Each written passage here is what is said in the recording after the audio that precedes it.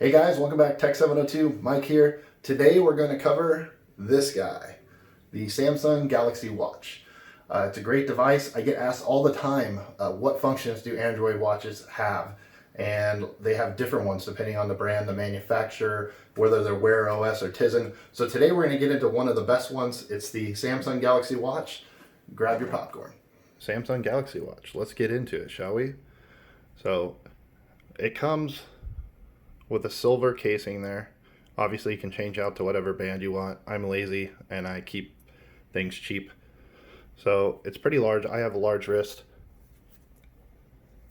It covers my hand nicely.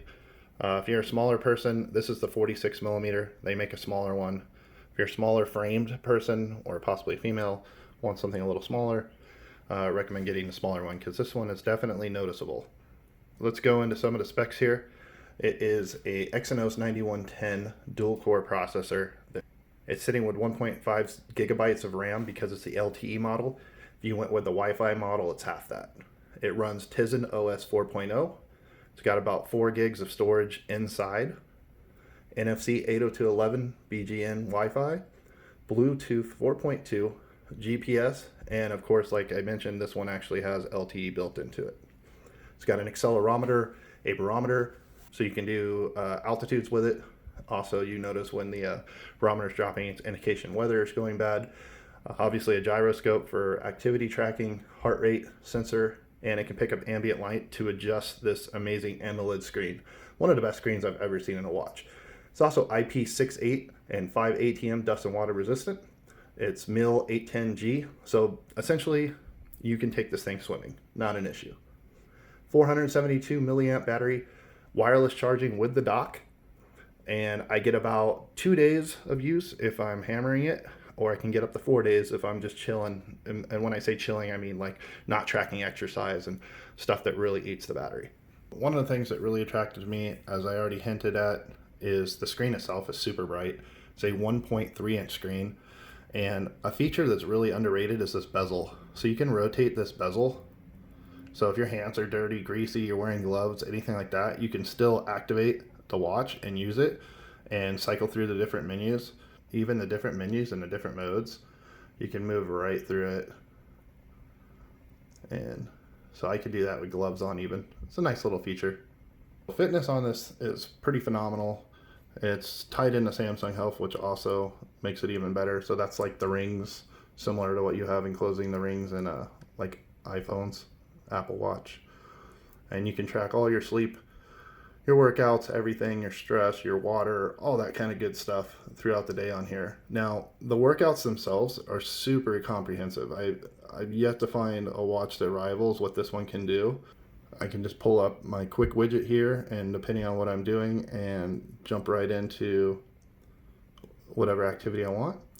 It pops up, it gives you a countdown, you can tap to skip it if you want to jump right into it, and it tracks all the metrics that you would expect from just about any other fitness watch. I'm a previous Fitbit user, and it's much more comprehensive than that and more accurate. So, give you a little tracking demo here. So I just took a quick lap. You can see here 3.3 miles an hour is what I was averaging. So the metrics are pretty amazing. It tracks everything, including your route, because it's GPS enabled, and that feeds all that data back into your phone through the Samsung Health app. So first of all, on the watch itself, I can pull up all that stuff. My averages, whether it was heart rate, pace, stuff of that nature, no problem through there. But then it's also going to show up in the moving map right there that ties into Google Maps. So one of the cool things here with the Samsung Health app tracker is this is open on my phone, and I'm actually able to go into recent workouts, and I can pull that one up that we just did, and it's pretty cool because we can go back in here and it shows the route, right? And temperature, climate. I've never seen anything this meticulous outside of maybe like a Polar or a Garmin type device. You can even add in images, take pictures of yourself, surroundings, so you can remember hiking trails or events that you accomplished. And you can just see everything from that cadence to the pace, the elevation changes and averages, and then it can be exported and noted. Absolutely phenomenal interface. Very happy with this. If you are a fitness person, you will not be disappointed. Let's talk about health tracking. Now the elevation is very accurate. I even found it more accurate than my Apple Watch for elevation and stuff like that. And all we have to do if we want to do a heart rate is you can set it up however you want. It's just that easy. And I'll give you guys a demonstration here in a second. I'm going to test it against a pulse oximeter off of one of our engines from our medic bag. Dang, what am I doing, jogging right now? But anyways, you get the idea. Pretty quick, pretty accurate. So here we go. We're gonna go ahead and pull out this pulse ox, and I'm gonna connect that up. And what pulse oximeter, it reads pulse rate and also the oxygen saturation of your red blood cells.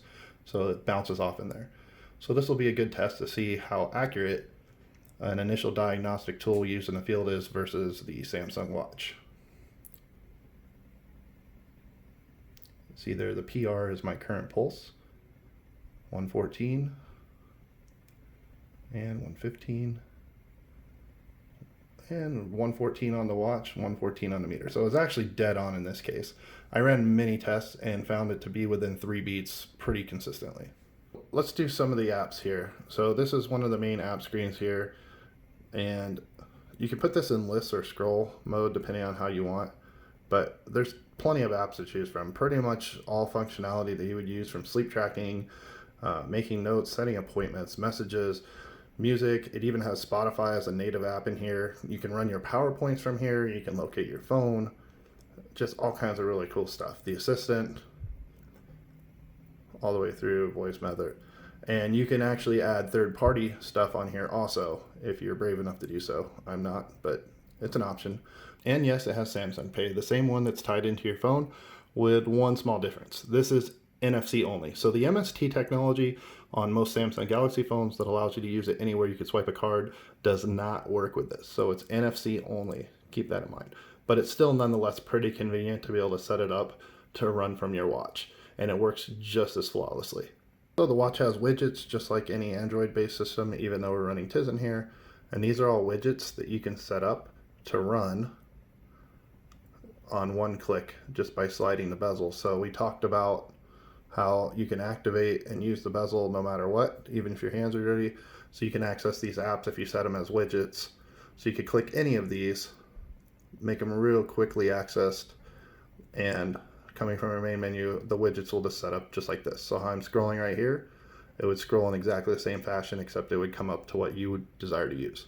So a few closing thoughts. Now, I'm using a Samsung phone right now, so it just makes sense. Whenever you have a brand option, you know, you just kind of want to keep that same ecosystem, whether it's Apple or Android or Google or whatever. When you're using Android, you have a couple of other options. This is just my preference. Closing thoughts, sleep tracking works well.